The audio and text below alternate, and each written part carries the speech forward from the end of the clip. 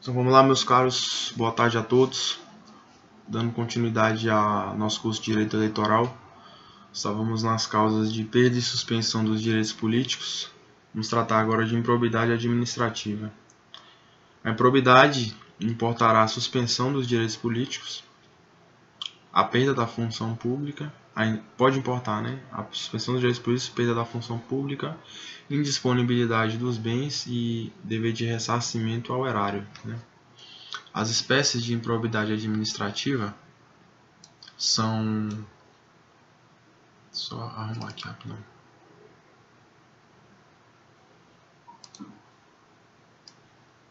Abrir a lei de improbidade administrativa aqui.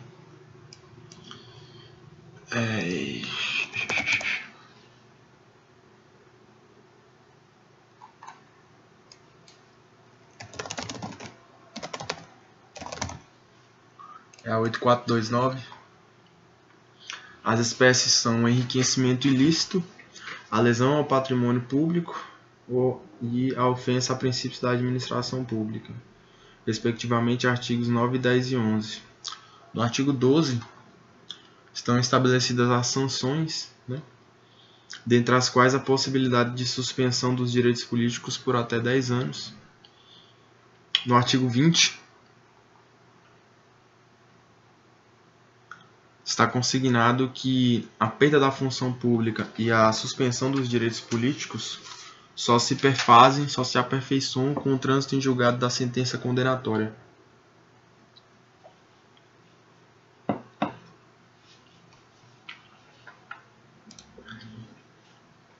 Passando agora para o ponto 2, capítulo 2, Direito Eleitoral propriamente dito.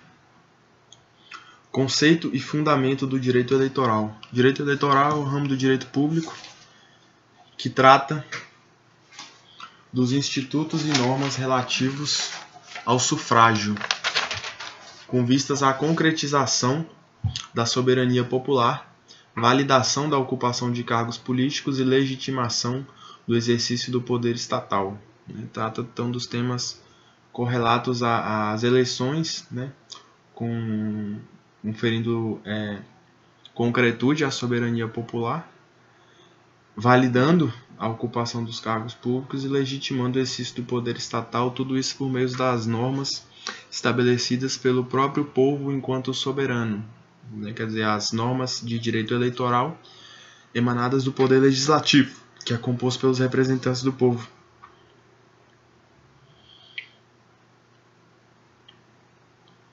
O direito eleitoral confere legitimidade às eleições, plebiscitos e referendos, o que enseja o acesso pacífico, sem contestações aos cargos eletivos, tornando autêntico o mandato e o exercício do poder político.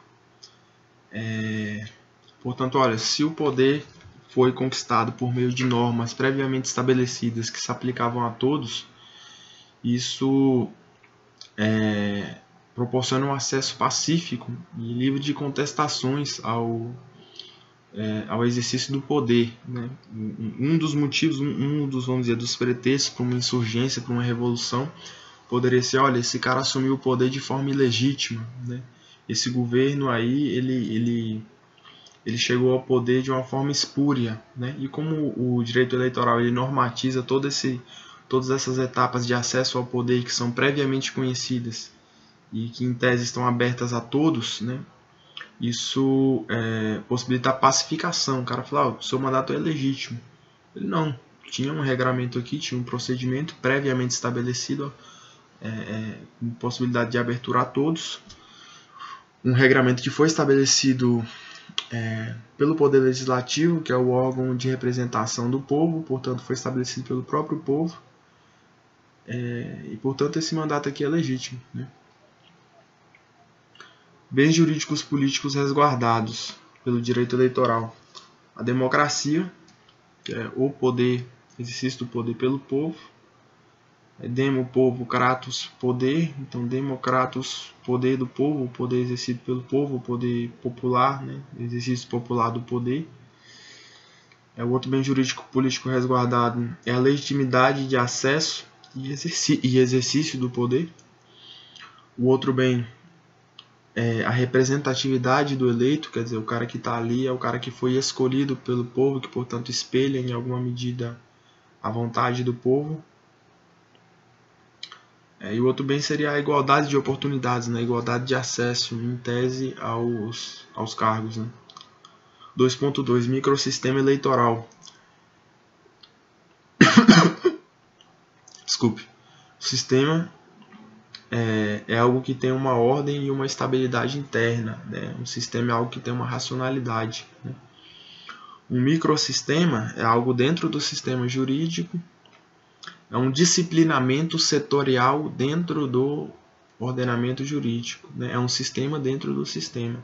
Né? Então, é um conjunto ordenado, estável e racional em si mesmo. Né? Que tem princípios e diretrizes próprias, né? Que garantem uma determinada identidade àquele microsistema. Né?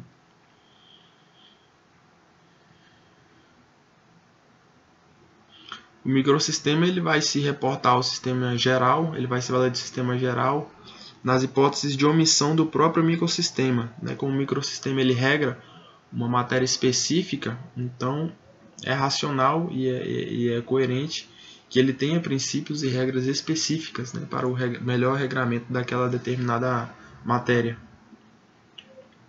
O direito eleitoral, dentro desse microsistema, ele versa sobre toda a matéria relativa a direitos políticos e organização das eleições. Ponto 2.3. Conceitos indeterminados. Conceitos indeterminados são conceitos abertos, indispensáveis no direito, pois eles permitem abarcar a pluralidade de situações possíveis. Conferem uma ampliação do poder do juiz a quem incumbe precisar o conceito. Então, o legislador, já ciente da impossibilidade de estabelecer um regramento adequado para todas as hipóteses, né? A consciência da limitação da técnica legislativa, né? Ele coloca alguns conceitos abertos ali dentro do dispositivo legal que conferem um maior poder discricionário ao juiz, no sentido de que ele tem uma maior margem de operação ali por meio daquele conceito. Né? Não é um conceito cerrado, mas é um conceito que abarca diversos conteúdos possíveis e que pode ser adaptado ao caso concreto de modo a conferir a decisão mais justa. No direito eleitoral, um exemplo de conceito indeterminado seria quando o direito eleitoral fala em moralidade, né, que é um termo que tem uma acepção bastante ampla. Quando fala em abuso, né, há diversas modalidades de abuso, diversas formas de cometer um abuso, né, o que permite enquadrar um rol muito mais amplo de situações. Utilização indevida, né, possibilitar o juiz verificar em cada caso o que seria indevido, né, dá uma maior margem de atuação para o juiz na busca da solução justa e em face das peculiaridades de cada caso. Né.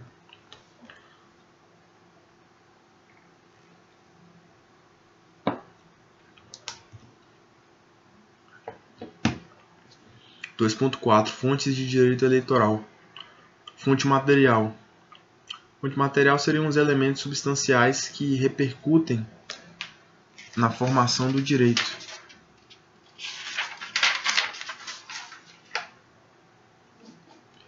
E a fonte formal seria o veículo ou o instrumento que contém o juízo jurídico.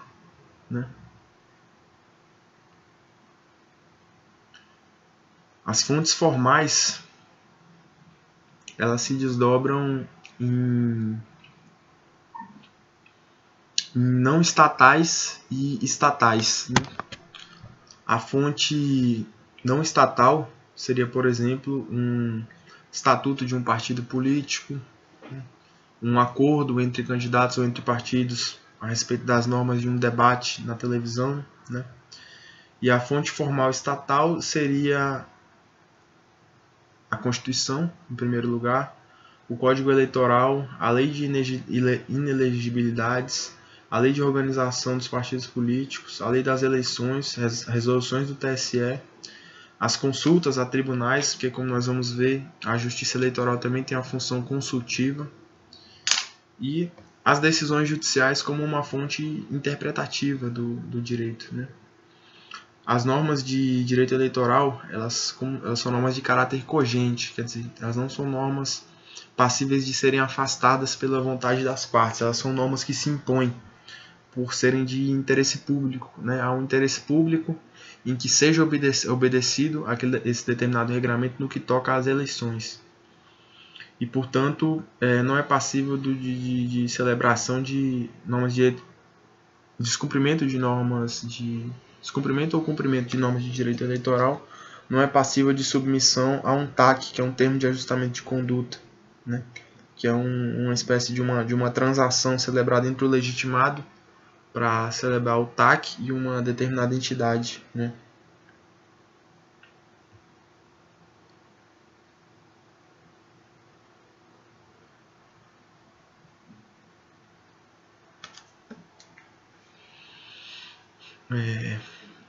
O que seria uma espécie de uma mitigação ali do caráter cogente da norma, né? Seria um acordo sobre a norma. Isso não é possível. O direito eleitoral ele deve ser aplicado da forma como está posto e não pode ser modificado pela vontade das partes, né?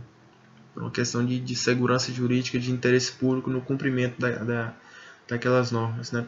De modo a assegurar os objetivos do direito eleitoral, que é a rigidez da eleição e o acesso pacífico aos cargos públicos, a legitimação, né, tanto do acesso ao cargo quanto do exercício do cargo, né? Se fosse possível elaborar acordos sobre essas normas, alguém poderia vir questionar esse acordo, né? Ué, mas esse acordo aí não é o que o povo decidiu ali e o que está consignado na lei, né? Qual a legitimidade desse acordo? Para evitar esse tipo de coisa, as normas de direito eleitoral devem ser aplicadas tais como elas são normas de caráter cogente e de interesse público.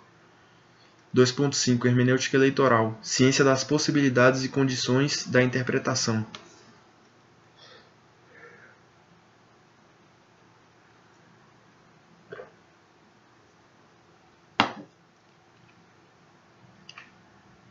Hermenêutica, portanto, é a ciência que examina as possibilidades e as condições da interpretação. A interpretação visa tornar o objeto claro e inteligível, com a fixação dos seus sentidos possíveis, né? Visa pegar um determinado objeto e tornar ele inteligível, tornar ele claro e determinar quais são os sentidos possíveis de serem extraídos daquele determinado objeto, né?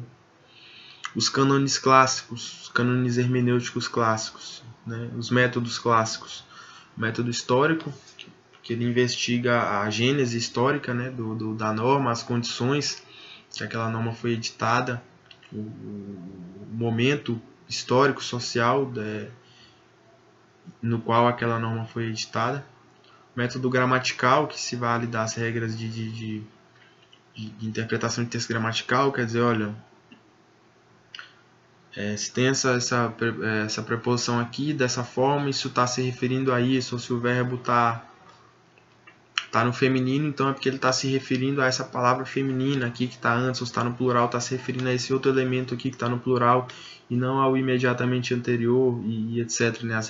A interpretação por meio das regras de gramática, interpretação também chamada literal, né? O método lógico, né, que busca também é chamado de lógico teleológico. Não lembro bem se é lógico teleológico, mas enfim, o método lógico ele preconiza o uso das regras lógicas, né? Por exemplo, o princípio de não contradição, o princípio do terceiro excluso, né? As regras, os postulados lógicos, o uso dos postulados lógicos clássicos. E o método sistemático, por sua vez, ele busca aferir a coerência e a compatibilidade da norma, busca extrair um sentido que seja coerente, que esteja harmônico e integrado com o sistema no qual a norma está inserida, né? A lógica seria, portanto, a coerência interna da norma. O método lógico buscaria extrair um sentido que estivesse de acordo com a coerência interna, né, que conferisse coerência interna, na verdade, e o método sistemático que conferisse coerência externa.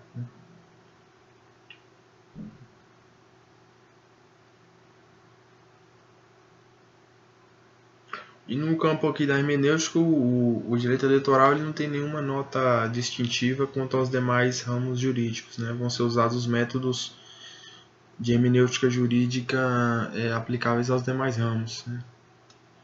2.5.1 Proporcionalidade e razoabilidade, né? E aqui eu vou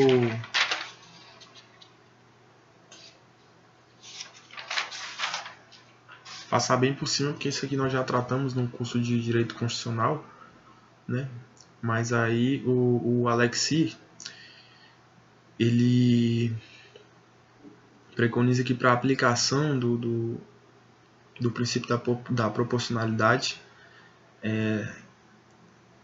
são necessárias é necessária a aplicação de 3 sub-regras ou a passagem por 3 etapas, né? A primeira é a verificação da adequação, né? Quer dizer, se o meio escolhido para o atingimento de um determinado fim, se ele é idôneo, se ele é viável, né? Se ele efetivamente promove ou fomenta o objetivo proposto, né? Visto um ponto de vista de uma correlação entre meios e fins, né? Se o meio é apto a atingir o fim. A necessidade, depois da análise de adequação, né? Bom, esses meios aqui são adequados para atingir esse fim, né? Depois da análise de adequação, passa-se por uma análise de necessidade, quer dizer, se dentre os meios considerados adequados, se há qual dentre esses meios é menos gravoso,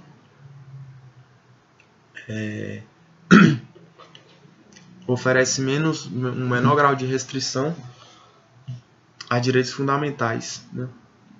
Em terceiro lugar, um juízo de ponderação, também chamado de proporcionalidade em sentido estrito, né, que consiste na seguinte pergunta: o princípio prevalente tem de fato maior peso no caso concreto?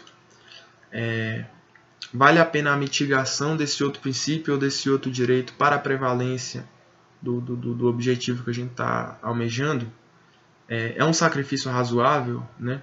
E esse terceiro elemento é o que tem, na visão da doutrina aqui, um maior grau de subjetividade, né?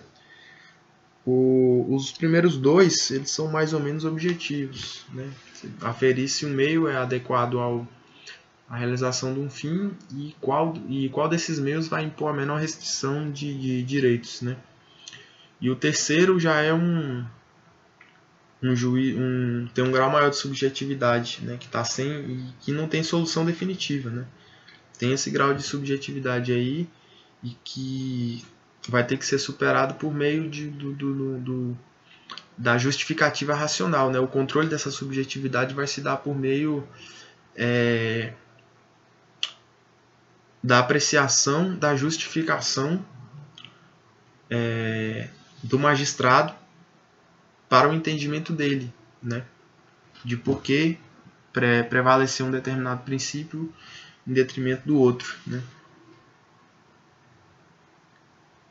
Essa é a proporcionalidade. A proporcionalidade seria um método, então, de superação de conflitos entre princípios, né?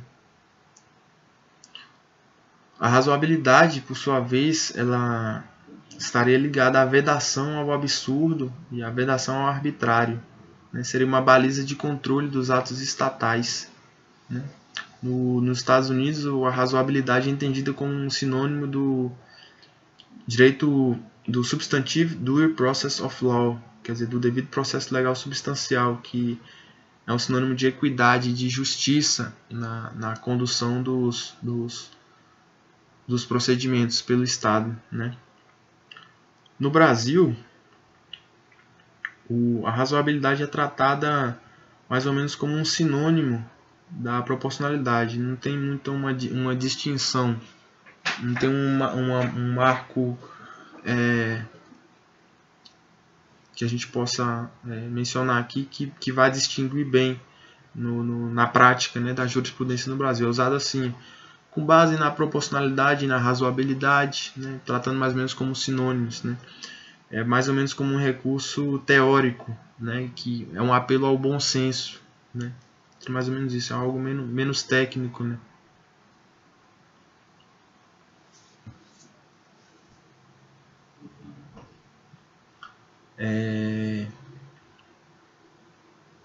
Relação com outras disciplinas, relação do direito eleitoral com outras disciplinas, né.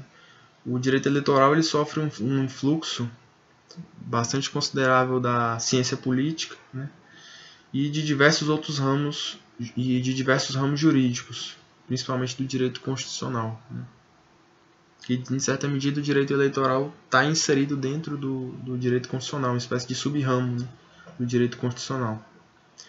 Princípios do direito eleitoral, né.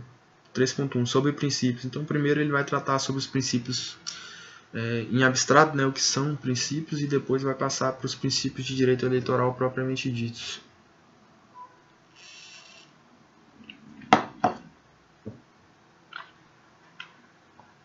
Segundo Miguel Reale, numa primeira acepção, ele toma a palavra princípios, o termo princípios, aqui em duas acepções distintas, né. Numa primeira acepção, pode ser referido como valores, como qualidades, né, sinônimo de valor, de determinada qualidade, né. Numa segunda acepção, pode ser definido como a base de validade, uma fundação, né, um início de alguma coisa, a base, né, o princípio a partir do qual o resto deriva, né. Então essas duas acepções, como um valor, né, no sentido como a gente fala correntemente, olha, fulano tem princípios, né, ele tem valores, ou então como uma base de validade, uma fundação, né.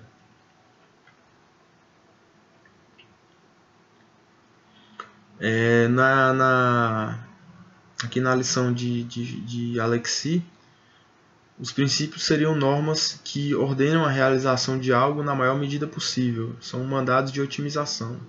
Então, os princípios são um princípio é uma espécie de norma que ele ordena a realização de algo na maior medida possível. É uma norma que estabelece um objetivo a ser alcançado, né?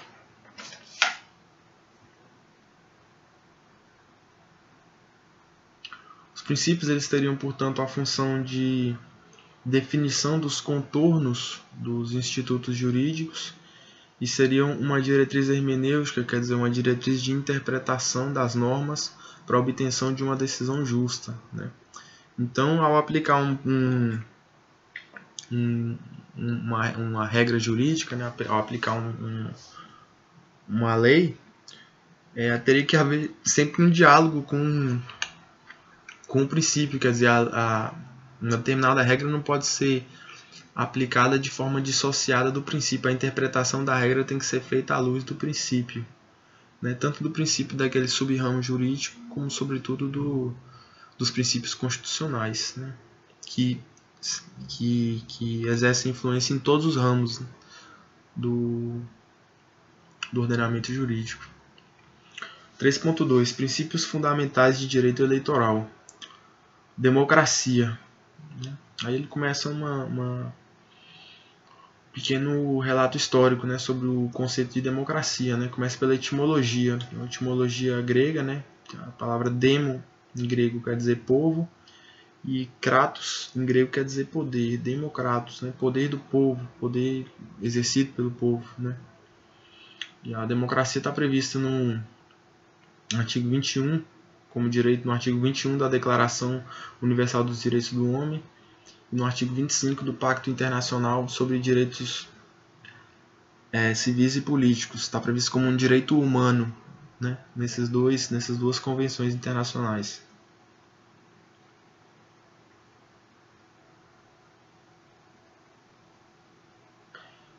A democracia seria aqui no dizer do José Jairo Gomes, o termo, né, democracia, seria uma construção histórica que enfeixa diversos valores sobre a matriz do poder do povo. Quer dizer, partindo desse significado literal, poder do povo, foram embutidos aí, historicamente, diversas notas, né, diversos valores foram embutidos aí como decorrentes dessa acepção inicial de poder do povo, né?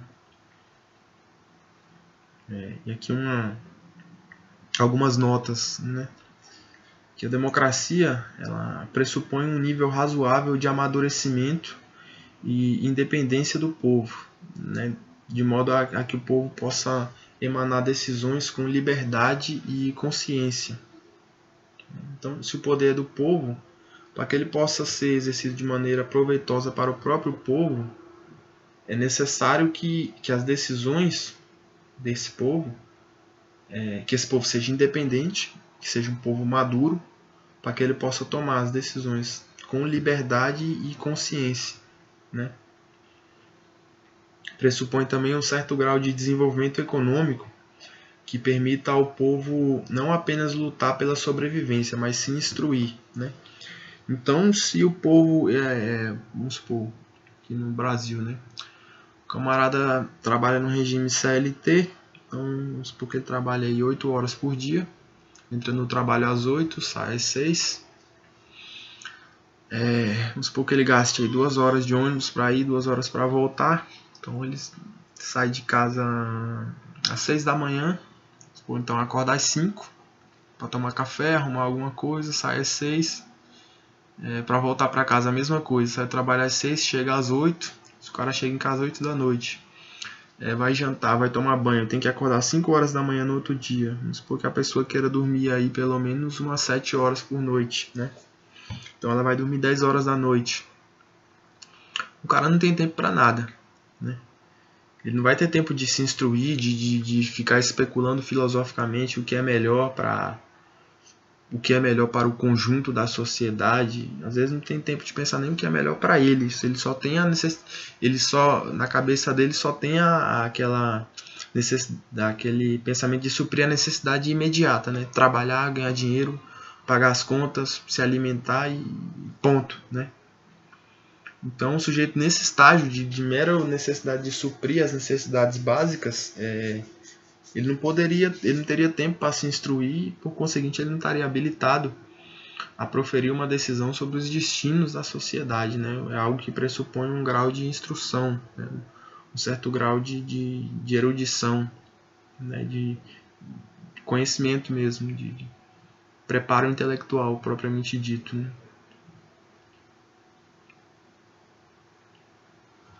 Aqui na lição de Friedrich Müller, um constitucionalista alemão, democracia seria a determinação normativa do tipo de convívio de um povo pelo povo mesmo, né?